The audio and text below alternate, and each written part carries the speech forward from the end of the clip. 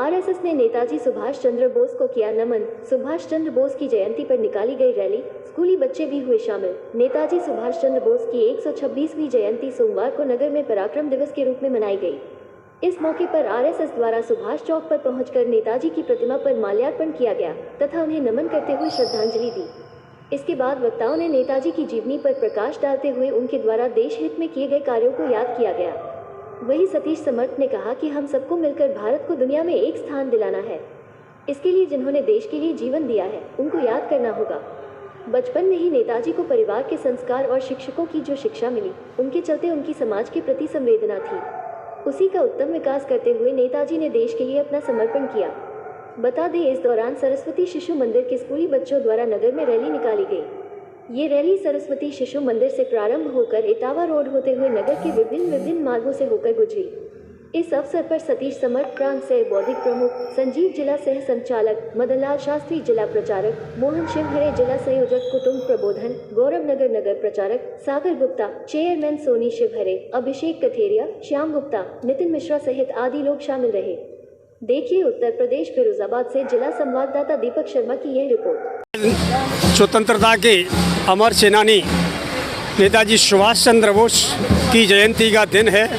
हम सब भारतवासियों के लिए ये बड़े सौभाग्य और गौरव का दिन है कि नेताजी ने हिंदुस्तान से बाहर जाकर के अंग्रेज़ों को किस तरह से उनके षड्यंत्रों को अंतर्राष्ट्रीय स्तर पर विफल किया जा सकता है, वह गांधी जी के शांति और अहिंसा के आंदोलन से संभव नहीं था। इसलिए नेताजी ने क्रांति का मार्ग अपनाया।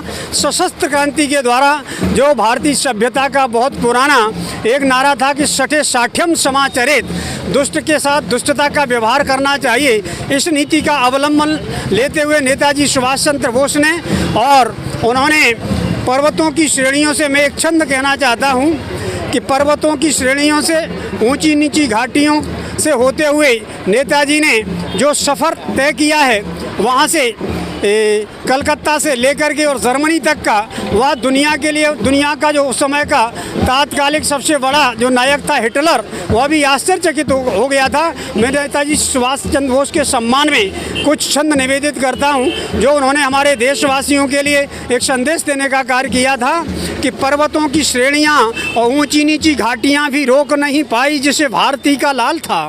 पर्वतों की श्रेणियां और ऊंची नीची घाटियां भी रोक नहीं पाई जिसे भारती का लाल था। कालिका से चल अफगान रूस होके जर्मनी में पहुंचा, ये सुभाष का कमाल था। पद यश मान और वैभव को लात मार, उच्च किया वीर तूने भारती का भाल था। दास्ता की जंजीर तोड़ने को बोस तेरा, जय हिंद नारा बेमिसाल था। जय हिंद नारा बेमिसाल था। चार पंक्तियां और कहना चाहता हूं जो नौजवानों के लिए उनका संदेश है सुभाष चंद्र बोस जी का कि खाओ पियो खुश रहो वाली अब त्यागो नीति। खाओ पियो खुश रहो वाली अब त्यागो नीति, जीना सीखें देश हित ऐसा होश चाहिए। खाओ पियो खुश रहो वाली अब त्यागो नीति, जीना सीखें देश हित ऐसा होश चाहिए। खिलकर खिल न सके चेहरे हैं बुझे बुझे, जवानी को आज फिर नया जोश चाहिए। तुम मुझे खून दो आज़ादी में दूंगा तुम्हें, नई चेतना का फिर जय घोष चाहिए।